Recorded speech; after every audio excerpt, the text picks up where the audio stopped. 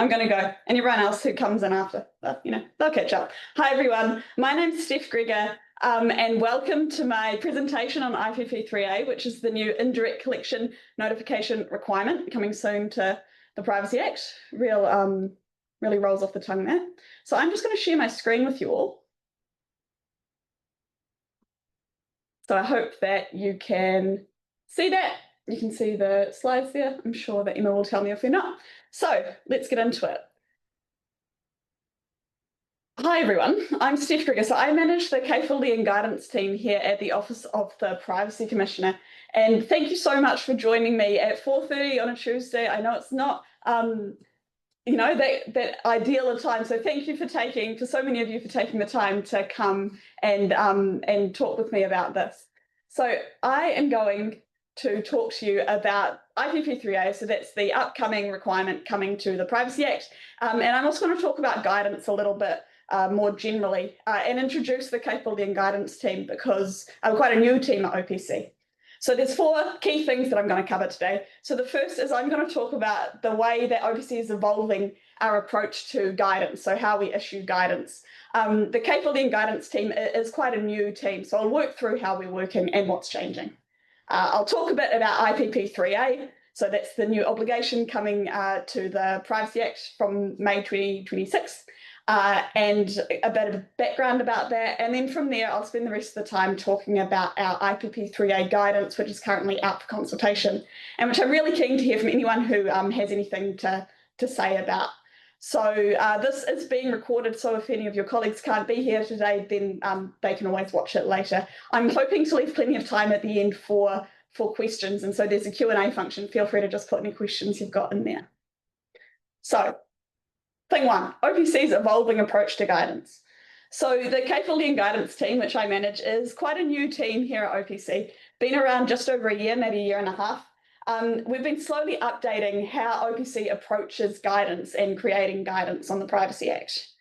So our team, there are 4 of us. So there's me, we've got 2 senior advisors, so Charlotte Austin Chen and Ruby Facer, and we've got an advisor, Izzy Dudney, who all have varied backgrounds, and I think that goes together to make a really cool team with a cool approach to guidance.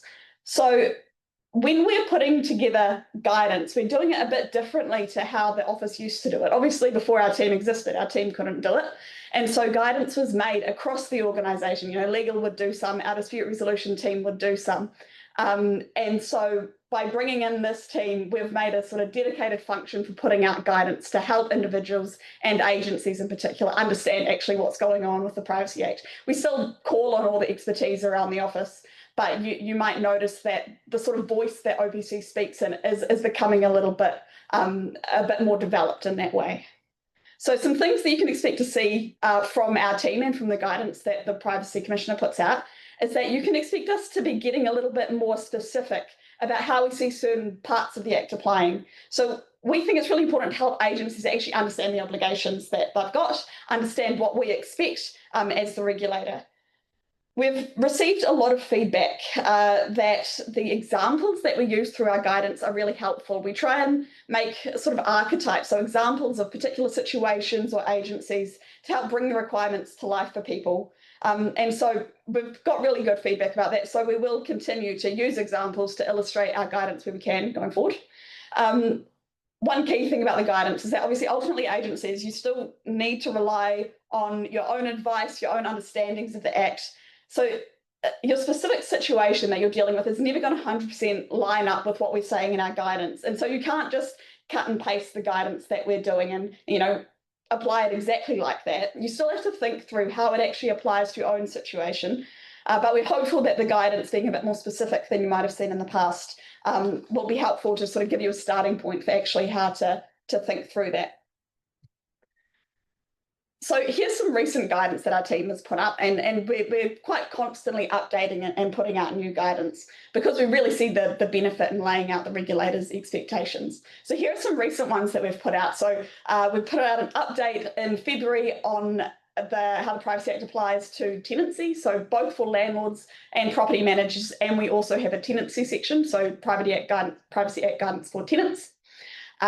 We've got the biometric processing privacy code. So Charlotte and my team put together what I think is a really good piece of guidance on how the biometric processing privacy code might apply.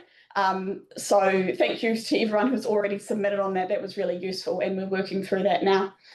We also have some guidance recently on working with third-party providers, so helping agencies understand their privacy responsibilities when you're working with a third-party provider. So that deals with Section 11 of the Privacy Act, which we don't really have the sort of data processor distinction, in New Zealand, but it's that thing. So when you're getting someone to do work on your behalf, and they're not using the personal information for their own purposes, then Section 11 kicks in. So I'll talk about that a bit more with IPP3A as well. We also worked with our disputes resolution team to put together privacy complaints guidance, so about how agencies can effectively handle privacy complaints and things like that. We've also got some broader stuff, and I won't go much further into these, but Ask Us, which is our knowledge base, has over 600 questions of commonly asked privacy questions, and we're constantly updating and refining this. So that's a really useful tool if you're looking for some specific information. And similarly, Popo Matatapu, which many of you will probably be familiar with, but some won't, 10 or pillars about how you can make sure that privacy is sort of upheld right through the life cycle of the information. So one thing that we're changing and what we're doing is we're being a bit more proactive when we consult on guidance. We're really committed, but both as our team, but also as OPC as a whole, to putting out guidance that is easy to understand and actually possible to operationalize. And receiving feedback is really vital to help us be able to do that. So you can expect to see more consultation if you're interested. But even if we don't do a specific consultation, or if there's guidance that's already on our website that we didn't consult on, or we did consult and you've got new thoughts, we're always open to feedback on the guidance. So if it's guidance that already exists, we welcome your thoughts. Or if it's something that we don't actually have guidance on, but that you'd really like to know about, then we'd also love to know that. So you can always email us. I'll put the email address near the end of the presentation. I'm also really keen to hear from privacy officers about the guidance that you use, in your privacy officer role or as a privacy champion or however you work in your agency.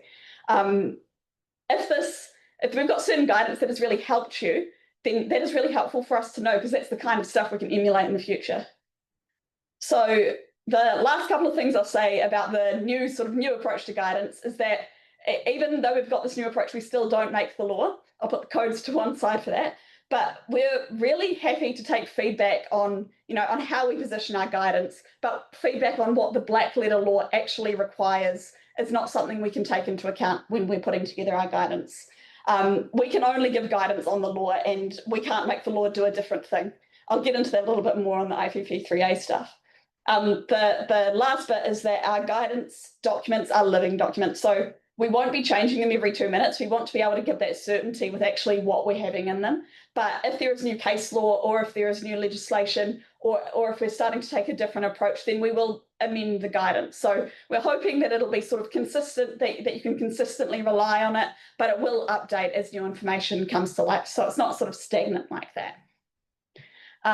So at the end of the webinar, I'm going to ask for some questions about IPP3A and our IPP3A guidance. But actually, if you've got any questions about our guidance process in general, I'm also really happy to answer those, or you can email me later. So the main event, IPP3A. IPP3A is part of the Privacy Amendment Bill. So as I said before, it's an indirect collection notification obligation, which I should really come up with some snappier way to say, but I just don't have one. It's currently at the third reading stage, so it hasn't actually passed yet. We're not expecting any changes before it makes its way through the House, which is not to say that there mightn't be some. So obviously if there are changes, then our guidance will change. But like I said, at the moment, we're not expecting it. As it currently stands, it will come into force on the 1st of May 2026. You may see that I'm looking above the computer. That's where I have my slides at the moment. So from the 1st of May 2026, you'll be needing to be ready to comply with IPP3A. So a bit of background to it. So at the moment, IPP3 requires agencies to tell individuals when they collect information directly from them about what they're doing with the information, what the purpose for collection is, their rights to access correction, all that kind of standard stuff. Often privacy notices, like privacy statements or contracts or those kind of things, consent forms, they are usually used to meet those IPP3 obligations. But at the moment, as in before IPP3 will come into force, if agencies are collecting information from a third party, so not directly from the individual, but from like another agency or another individual or something like that, then they don't need to let the individual know. And the sort of difficulty here is that means that the individual doesn't know who has their information. So they can't exercise their privacy rights, including IPP6 access and 7 correction. If you don't know who holds your information, you can't ask that person, hey, what information do you have about me? Because you're sort of just going into space wondering who has it. And so that's the gap that the IPP is seeking to close. It will mean that agencies will need to tell the individual about the information they're collecting, and no matter who it's collected from. So this particular obligation is pretty common in lots of privacy regimes internationally. It's in the GDPR, for example, as Article 14. So in the most recent EU adequacy report that the European Commission puts out, the European Commission pointed to a lack of this indirect collection notification obligation as a gap in our legislative framework. So that's part of the background about why we have it. And like I said, it'll come into force on the 1st of May 2026. The reason we're putting out the guidance before it's finished its way through the House is that we know people are quite stressed about how they're going to implement it, what it will actually mean, and how the exceptions might apply. So that's why we're trying to give people as much time as we can, both to give feedback on the guidance and also to actually be able to change their system. So you've got almost a year. So don't panic. Okay, what does IPP3A require? This doesn't include the exceptions, so it's too big to fit on the slide. So here's I've highlighted some key bits. So basically, the obligation in IPP3A is going to sit with the collecting agency.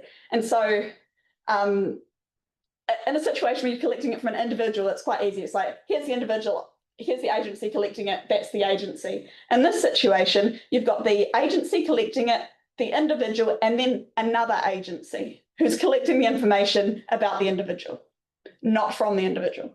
So I'm probably explaining it sort of poorly, but anyway, the collecting agency is the one who has to let the individual know, or at least that's who the legal obligation is on. So it's not me saying, I'm going to share this information about you with this person, with this agency. It is the agency saying, I've collected this information from you, from this agency about you. But there's a big but, and I will get to that because sometimes it will be the disclosing agency who actually has the relationship and tells them.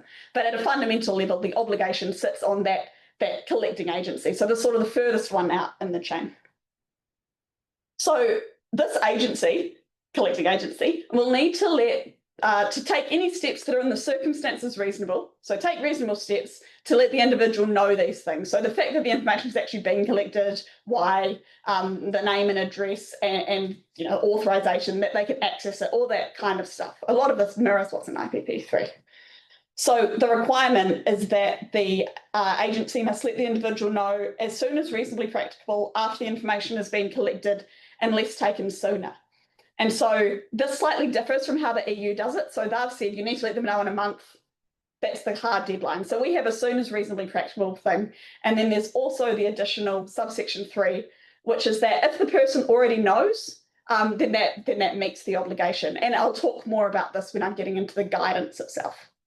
So that's where we are on what is required.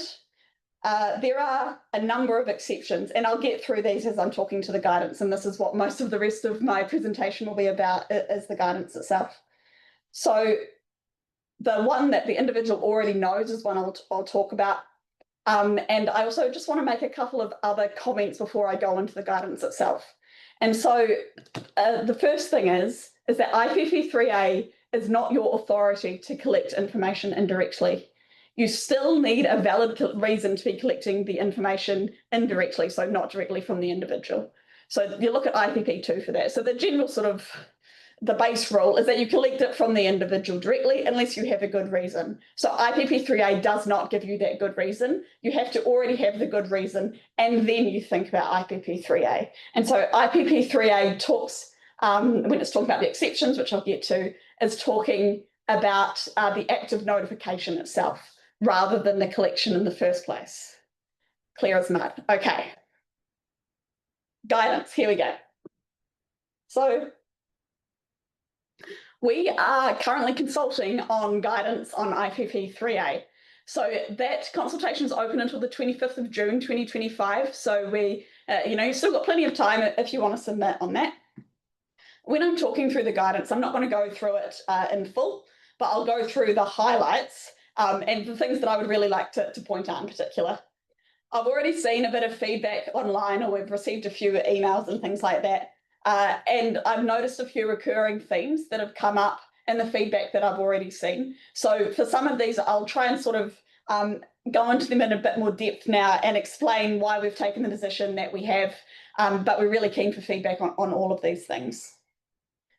So when we were putting together this guidance, we put something up on our website, I don't know, maybe 3 months ago, saying that any interested parties, we would be really keen to hear from them for targeted engagement on this consultation. And we thought, oh yeah, a few people, they'll want to know how it is. People want to know how it's happening. But we got over 50 agencies just directly emailing us saying, hey, I want to be on the list. I want to be on the list, which is amazing. And thank you if you're in those agencies that did that. And what it really showed is that people actually, they really care about what we're going to say about it. And I think also that they're quite worried about it. And so we decided, well, we're going to make the consultation public so that we can give more agencies or individuals the opportunity to submit if they want to. So those agencies that did already email us, thanks again for doing that. And some also sent through some examples of common scenarios that they think that IPP3A will be relevant in, and where the sort of sticking points for operationalizing it is. And so we've worked through all of those and we've considered them carefully as we're putting the guidance together. We don't have specific comment on every single one in the guidance, but we are hopeful that we've sort of put enough information about how we're thinking about bits that you'd be able to work out how it applies to your specific circumstances. And again, if it's not the case, let us know. Great. So the consultation is open until the 25th of June, and I'll go through the key bits of the guidance now. The first is actually what is an indirect collection. And so I sort of explained that a bit where I was talking before in my really convoluted way that I should have maybe laid out a bit more clearly. So it's pretty much when you're collecting information not directly from the individual about the person. So that could either be collecting it from another agency or collecting it from another individual. What if I'm using a third-party provider? So if you're using a third-party provider and that third-party provider is not using the personal information for their own purposes, so they're an agent doing it on behalf of you essentially, then Section 11 of the Privacy Act applies. And what Section 11 of the Privacy Act essentially says is that they're doing it on your behalf. So IPP3A is a collection principle. Because Section 11 means that that agency is not collecting it, they are sort of, they're acting as you, essentially. That's not a collection. It's also not a disclosure on your behalf. So you don't have to think about IPP11, and they don't have to think about letting the individual know under IPP3A. It's still really good practice to let individuals know actually where their personal information is going, who's going to take it, and those kind of things. But using a third-party provider, and have a look at our third-party provider guidance available at privacy.org.nz, and you'll see that in those situations, IPP3A doesn't come into play. It's not a collection. And I talked about this a little bit before, so can I collect personal information indirectly? And I will say that all the screenshots I have up here are taken directly from the guidance. So if you want to see more of them and see the context that they're coming in, obviously look at the guidance and let us know what you think. So before you can collect personal information indirectly, you have to make sure that you actually can. And so all of the rest of my examples will be based on the assumption that you can actually collect it indirectly in the first place. Okay. There's one thing that I've seen some feedback on that before I get into this, I just wanted to talk about, which is that the bill requires reasonable steps in the circumstances to be taken, and we've not stepped through in the guidance what it actually means to take these reasonable steps. The circumstances for these are really fact dependent, and that's why we haven't gone any further into detail in the guidance. But keen for feedback if you think we should be being a bit more specific, if you think that that's a gap in the guidance. At a general level, I think that the same factors when you're thinking about how long should it take might be relevant to what steps you should actually take. So it'll depend on the kind of information. As a general rule, if the information is more sensitive, then you should be going to further lengths. I think cost might be relevant, but cost will very rarely be determinative. If it's sort of disproportionate, then that might be a thing. But as far as reasonable steps, that's sort of, well, actually, that might be irrelevant because that might be more related to the reasonably practicable exception, which I'll come to. But the reasonable steps, if you think you have someone's email address and you contact them at the email address that you have on file as the address that you contact with them, then you don't have to receive a yes, acknowledged, thank you email, those kind of things. So that will probably be a reasonable step. If you don't have their right email address, that's a whole other thing. That might be an accuracy thing. Anyway, that's not what this webinar's about. So the next bit I want to talk about is the timing, which has been up here for a while I've been talking about reasonable steps. So the requirement in IPP3A is to let the individual know as soon as reasonably practicable after the information has been collected if it hasn't been taken sooner.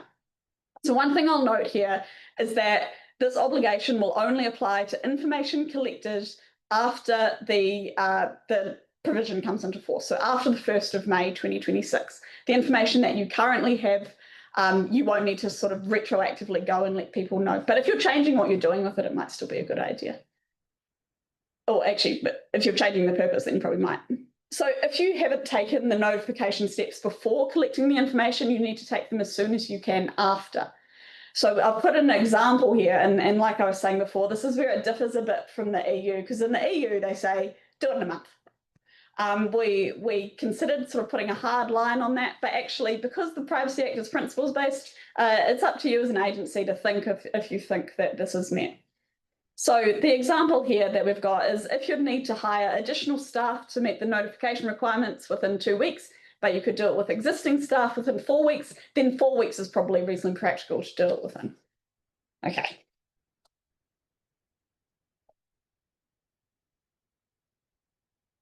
This is something else. So one of the requirements about what you have to tell people. So some of what you have to tell people includes the fact that the information has been collected, the purpose, the intended recipient, so sort of onward sharing again, and the name and address of the agency that has collected the information. So I've already seen quite a bit of feedback that we in our guidance say you have to know what the agency is and say that, and you can't just say, I'm going to send it to an insurance underwriter, I don't know, for example. So I know that lots of agencies are used to explaining the kind of agencies that they might share or disclose information to.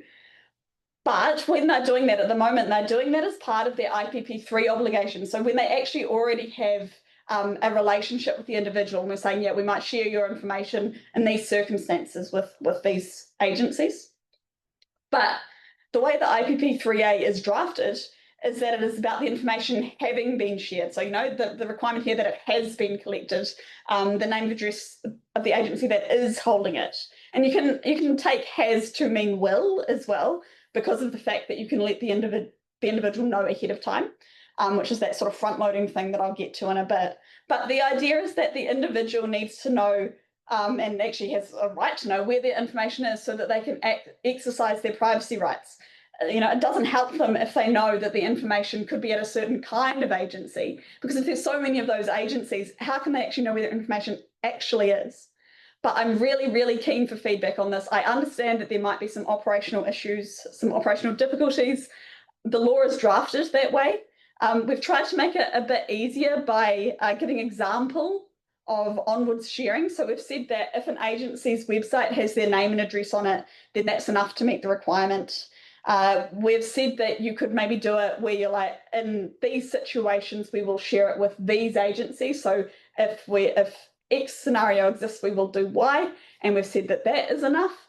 The other thing is that because the obligation is actually on the collecting agency, if it's so hard to actually know who you will share it with, then the collecting agency, who's the one who actually has the obligation, then maybe they're better placed to say, yeah, we've got your information. So if yours, the disclosing agency, says, yeah, we might share it with this class of individuals, which I know that's how people do it in their IPP3 notices, and then you do that. And then if you share it to this specific agency for whatever reason, then that agency has the obligation. So maybe they are better placed to let the individual know that they've received it. That'll be maybe a contracting thing. I also had a look at the EU guidance. So the European Union has a similar thing, and in their guidance that they also are quite specific about it. But if you've got any feedback about how it's actually implemented, I'd be really keen to hear that. And the sort of other thing is that if you think that there is another way that your agency could meet the requirements of IPP3A, I'm really interested to hear that, both either in through the guidance, but also the guidance is just this guidance. If you think that there is another way that you can meet it, the law trumps the guidance. If you think this is how I interpret the law and this is what I know, or what my legal advice says that I can do, then document what you're doing, make it clear that you're writing down why you're doing it, why you think that it's met, and do it that way. The reason that we're doing the guidance is to try and explain how we see it and help agencies, I suppose individuals at agencies, understand how they can comply. So like popo matatapu, it's one way, it's not necessarily the only way, but at the moment, the guidance is saying that you can't just let them know about a class. The other thing that I will say is that when it comes to compliance action, we have a compliance and regulatory action framework that is really risk-based. So the more sensitive the information, the more you can expect it to be scrutinised. And so don't take that as me saying, if it's just whatever information, you can do anything with it, because that's not true. You still have to comply, but it might sort of colour how you approach it. Okay. I'm now going to talk a bit about the exceptions. I'm rattling through them quite quick, I know, but I want to leave plenty of time for questions at the end. So the exceptions to the notification requirements, and I will note that the exceptions here, and this is what I was saying before, that they apply to the act of notification itself. They don't apply to the act of collection. So you already have to have a reason to collect it, and then you consider the IPP3A exceptions about whether you let the individual know that you've collected it. All right, we've got a table, and that didn't work because I have a screen on the back. Anyway, I've got a table, it's in the guidance, where we've talked about every single exception, and we've talked about situations where it might apply and when we think it probably won't. And so I won't talk about all of the exceptions now. And so if there are some that I haven't talked about, we still do deal with those in the guidance in that table. So the first one is that the individual has already been made aware. So this may have been done by you, the collecting agency, or may have been done by the disclosing agency. If you are relying on the disclosing agency having already told the individual, then that can meet your collecting agency obligations as long as you have a sort of reasonable belief that that person actually does know. So it's not enough to think, oh yeah, they probably will have told them. It needs to be a bit more substantial than that. And as always, documentation will be key about why you're actually thinking that. So what the reasonable grounds are. And I think a key way that people are going to do this is by making sure their contractual arrangements set out who will tell individuals in specific circumstances. So that might be something that you need to look at before May, is how your contractual arrangements that deal with the sharing of personal information in certain circumstances provide for this. The next is that non-compliance won't prejudice the interests of the individual. I would expect that this exception can only be used in quite common low-risk cases. One example we've used is about the collection of emergency contact information. So this is partly about non-compliance won't prejudice the interests of the individual. I actually think emergency contact information could probably fall into other exceptions as well, but we've talked about it here. So basically, the whole point of IPP3A is to give people more control over who has their personal information, or at least more information about who's got it. And so I want to be really sure that it wouldn't prejudice the individual, the interest of the individual, not to tell them. The fact that they probably won't care, for me, is not enough to meet this. The other one, telling the individual would prejudice the purpose of collection. I've still got a bit in my slide there, sorry about that. When we talked about telling the individual would prejudice the purpose of collection, we did not come up with that many examples. We don't expect this to be a commonly relied upon exception. The example that we have used is about fraud investigations, I think. And I think the whole thing with this is that there's a lot of other things that also apply when you're dealing with those kind of things. So an exception may apply. You are collecting personal information for a fraud investigation and notifying the individual concerned would undermine your investigation. Definitely seek advice if you want to rely on this, because people also have their own natural justice rights and other rights related to investigations. But that was the sort of closest example we could come up to. Really keen for feedback if you've got another one. And we've said that it's not enough that it's just a bit annoying to let the person know, for example. The next exception I want to talk about is that telling the individual is not reasonably practical in the circumstances. You'll note that we've written practical, not practicable, through the guidance. The legislation says practicable, but I sort of stumble over every time I try and say it. And so when we say practical in these situations, you can take it to mean that we're trying to say practical.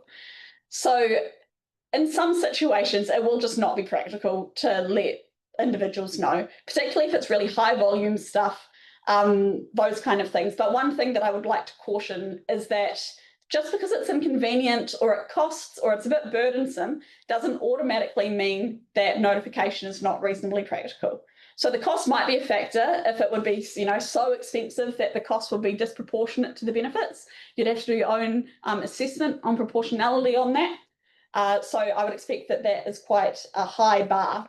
But one example that we've used in the guidance is that if you don't have contact details for the individual as the collecting agency, and if the disclosing agency also doesn't have contact details, we would not expect you to collect contact information just to let someone know that you've collected their information. That's a data minimization thing. If the only purpose you'd be collecting it for is to let them know you've got their information, feels a bit overkill. So we wouldn't expect that. So that's what I'll say on that. And then public health or safety. So this mirrors exceptions that's in lots of other parts of the Privacy Act, including IPP3. So as always, when looking at health and safety of the public or another individual or the individual concerned, likelihood, imminence, and severity are the things you need to take into account. So it's about what a reasonable person would consider to be serious in the circumstances. And again, I'd like to highlight that it's about the act of notification itself, not the indirect collection. So we also don't expect that this one will actually be relied on that often. Happy to hear if we're wrong.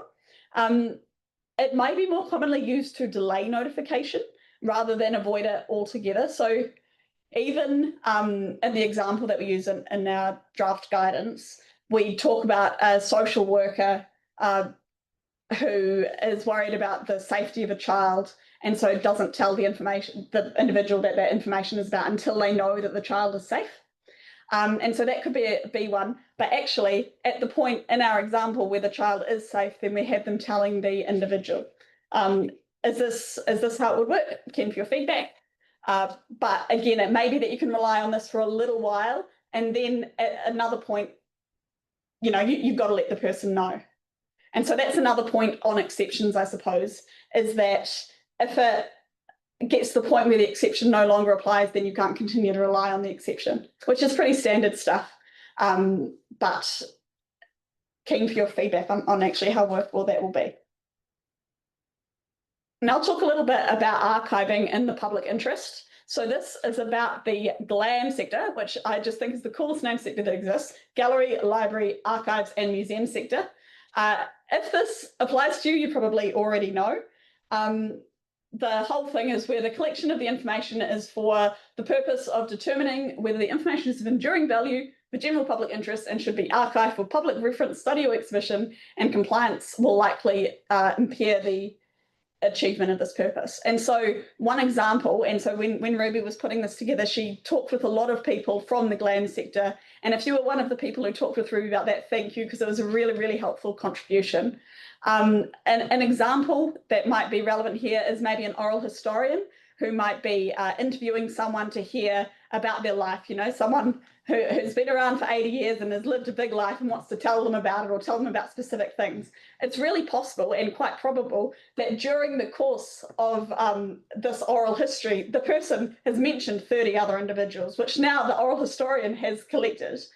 And having to go through for every history you take and then tell those individuals about it, actually figure out who they are, if they're still alive, how you contact them, those kind of things, and then contact them if so. Those are the kind of situations that this is meant to deal with. So like I said, it's quite a targeted exception. You'll probably know if it applies to you. And so we've got plenty of guidance that we're keen for feedback on. And the last thing I wanted to talk about with the guidance is that we've put together this decision flow chart. So, yes is green, no is red. So do you have a valid reason to collect it? And then those kind of things. So that just flows through what I've been trying to explain today. So again, keen for feedback if that's helpful. So basically, to summarise, IPP3A coming the 1st of May 2026, it is about indirectly collecting information, so not from the individual themselves. It will require agencies to let these individuals know information, know that they've collected their information.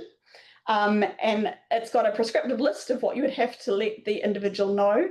And it's subject to a few exceptions that I've run through at pace, but are also fully available in the guidance for you to look at. So consultation, like I said, that's open until the end of June. So there's a few things we're asking, like, is it useful? Is it fit for purpose? Is there a way to improve it? Are there bits of it that aren't clear? Are there more key terms we need to define or concepts that we need to do a bit more work on? Are the examples helpful? Those kind of things. And any other feedback or comment you've got, we'd also be really happy to receive. So I've left 20 minutes for questions, so that's actually worked out quite well for timing. But the way that you can contact us is if it's about IPP3A. So if you have specific questions about IPP3A, or if you want to submit your feedback on our draft guidance, then you can email us at ipp3a@privacy.org.nz. And if you have any other guidance-related questions, we also have an email address you can contact us on, guidance@privacy.org.nz. So if you have any other questions, if you've got feedback about any guidance that we've got, if you think it's particularly useful, if you think it's particularly not useful or unclear or we should look at, or if you have requests for new guidance, we do run a guidance request register. So we're really happy to add to that. And as we sort of figure out what the next lots of guidance are, we can look at those things. So thank you for having me. I'm going to stop sharing my screen, and I can see we've got a number of questions. Okay. Sorry, I'm reading them live, so sometimes trustees of the trust want the beneficiary to know they are a beneficiary. I don't off the top of my head have the AML stuff. Feel free to send me an email, guidance@privacy.org.nz.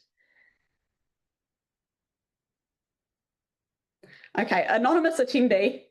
So this is about the class thing. So the disclosure has to give the name of each specific company that it's being shared with. This seems more restrictive than the GDPR guidance.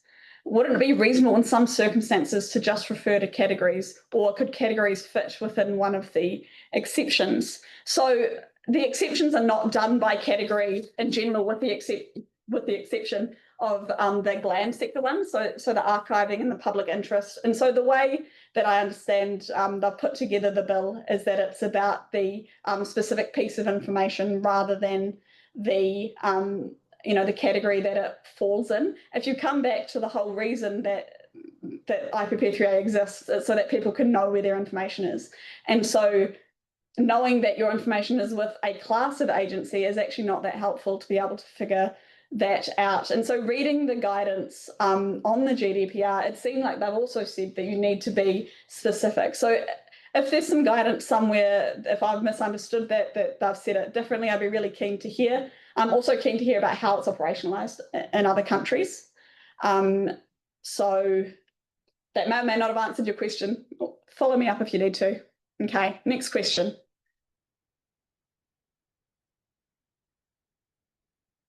Why decision flowchart says that if you do not have a valid reason to collect from another person and no exception applies, then the outcome is you need to tell the person everything in the notification requirements.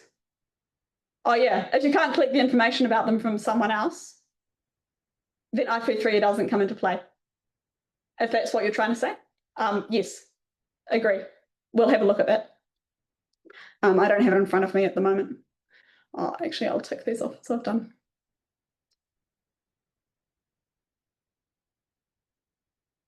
Okay. If you have a reasonable belief that the personal information you receive is from an agent of the individual concerned, is a privacy statement enough notification? Well, if you think that it's from an agent, if it's from an agent, then it's sort of like from them, right? But you've got to go through that other stuff about actually having the reasonable belief to believe that.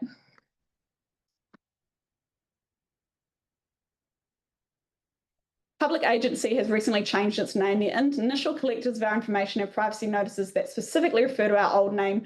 I'm hoping they don't all have to be changed to our new name.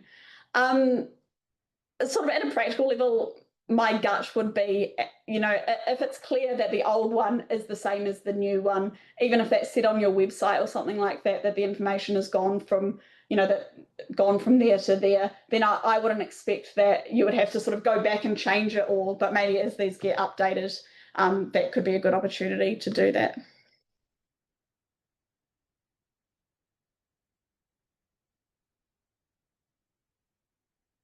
Quite high pressure reading these in real time, isn't it?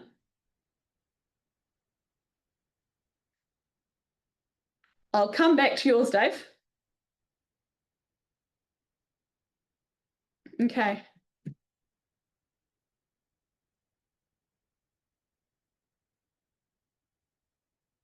I'm just going sort of in the order that they're showing here. So am I correct in thinking there are two streams here? There is the information that an agency collects about person A from another agency, and there's information that we share about A with another agency. In healthcare, it is usual practice to get patient consent to collect from a specific third party and to share with a specific third party. Does that practice cover IPP3A? One thing about this is that, so we're looking at how this will apply through to the code. So obviously, if you're in healthcare, then you're dealing with the Health Information Privacy Code. Our policy team is looking on that and looking at that as we speak.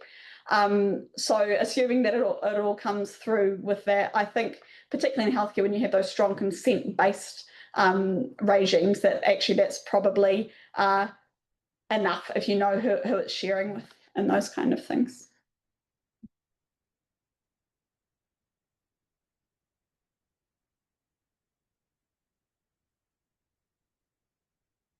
This next one about the collectors who name us in their privacy policy is a very specific one.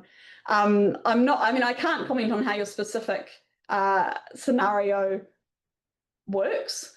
Can you email me about that one? Sorry, I'm not sure. That's from an anonymous attendee. I do have some thoughts about it, but I'm not going to go into it here. Okay, reasonably practical.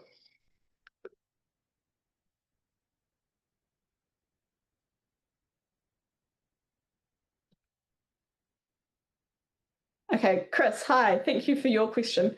So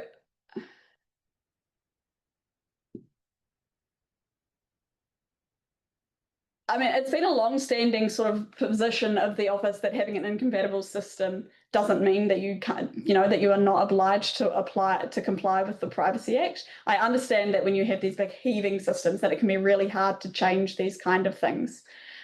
So the sort of upshot is that it's about all new collections of information from the 1st of May. So if you've got an old system that's doing new collections, or enabling you to do new collections, then the requirement will sit there for you.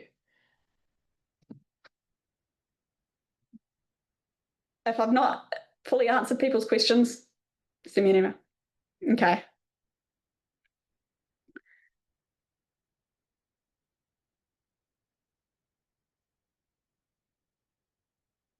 Will disclosure of intended recipients in a privacy policy on the disclosing agency's website be sufficient to satisfy the collecting agency's obligation to tell the person that the collecting agency has that PI? Again, fact specific, but I think in a lot of cases, yeah, probably.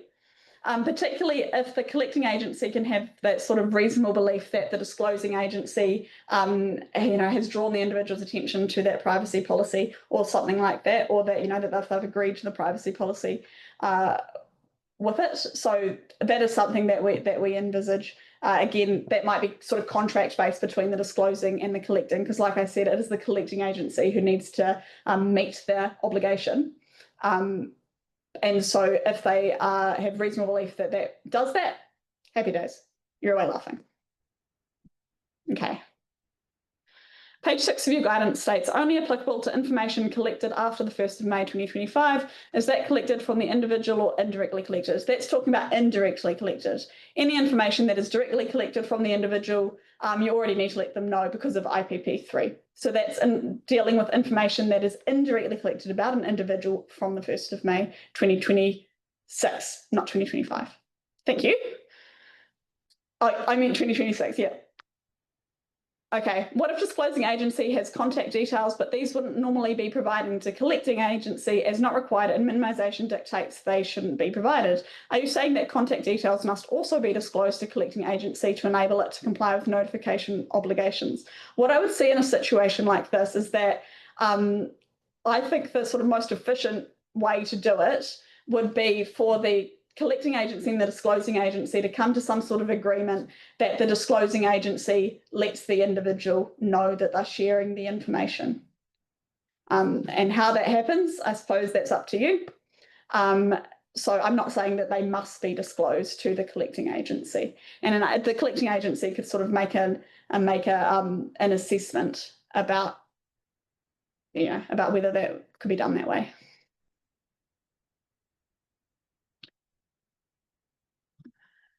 With the interoperability of systems and sharing of information, the collect once, use many times, could this be problematic in fulfilling the requirements of IPP3A? It's only problematic if you are seriously changing the purpose that you're using it for, or changing one of the exceptions that you're relying on. So I think if they about changing the purpose. So if you're collecting it once and you're using it for the purpose or a directly related purpose, I would say that letting the individual know is probably sufficient for IPP3A. Always fact dependent, get your own advice, but I think that's how I would think about it. I'm actually just going to leave the trust stuff, if that's all right. I'm really sorry. If you're an insurer or bank and there is a joint account holder, can you rely on an exception to assume the other account holder is notified by the person you are speaking to? I suppose with that, because often those situations are sort of set up that the individuals can act jointly and severally, and that information being told to one is treated as being told to both. In those kind of situations, then I think that is probably enough to just tell one if that's the contractual arrangement that you have with the individual.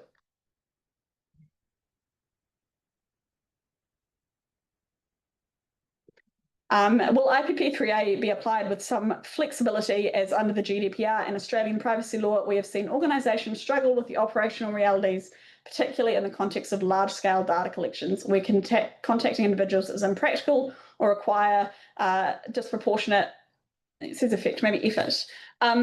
This is sort of dealt with in some of the exceptions where you can talk about not reasonably practical in the circumstances. So I think volume might be one thing that could come into account, but again, might not necessarily be determinative. And like I said, we take a risk-based approach to the way we'll be enforcing these things.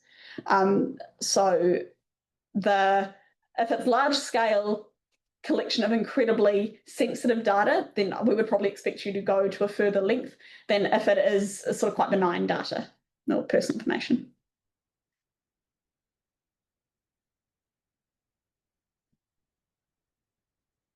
Anonymous attendee about the sole trader personal information. We do have something on our website about what is personal information that you might find useful. if a third party is collecting data and we take that from them and the third party lists us in their privacy policy and we use that data for our business case and also list the third parties that may have access to that data in the privacy policy, will that suffice IPP3A? Again, as you're setting up your privacy policies and as you're setting up your contractual arrangements, make sure you're thinking about that stuff, and for each sort of specific use case, whether you think that meets it. But if the disclosing party is saying we are sharing it for you for this purpose and meets everything else that sits in IPP3A, and then likewise with your onward sharing, then that would most likely meet those requirements. Thank you. Hi, Penny. Collecting from a wide range of other agencies. Is it OPC's expectation that the details of all partners be listed in the privacy policy? Tailoring these disclosures for every claimed customer is very burdensome. Yeah, I can appreciate that it would be, Penny. When you are dealing with a specific kind of situation, if you're always dealing with the same agencies, that actually in insurance, I know that's not the case. So to let the individual know about what is actually being collected in their situations could be a way to not have to list every single partner in your privacy policy, perhaps, but I understand that is still burdensome, so probably an imperfect answer. Okay.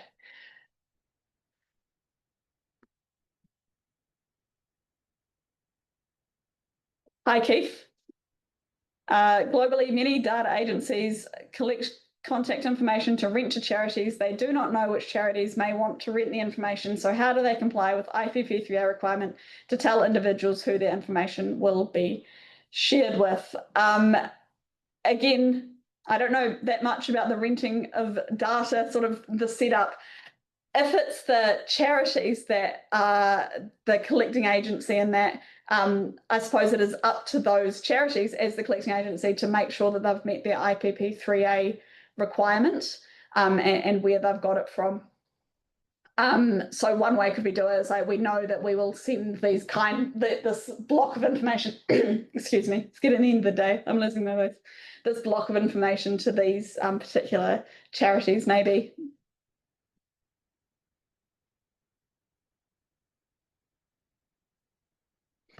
Okay, the sharing party is an individual, so there won't be contractual agreements for them to notify the individual that their information is shared with the agent.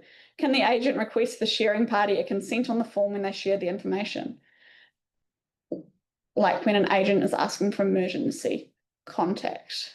So I think the emergency contact one, I think the line that we've taken in the draft guidance is that we don't expect that you would need to necessarily let every emergency contact know that they are sitting there as an emergency contact. I think with emergency contacts, you often, when you fill out your emergency contact, you say the relationship of that individual to you. And because it's normally quite a close relationship, a partner or a spouse or a parent or a family member or a child, that can sort of give you that, that's when we're talking about the don't prejudice stuff. So the responsibility is still on the collecting agency. So yeah, I mean, the consent might be one option. And again, the way that every agency operationalizes this will be up to the agency. So that could be a good way to do it. Okay.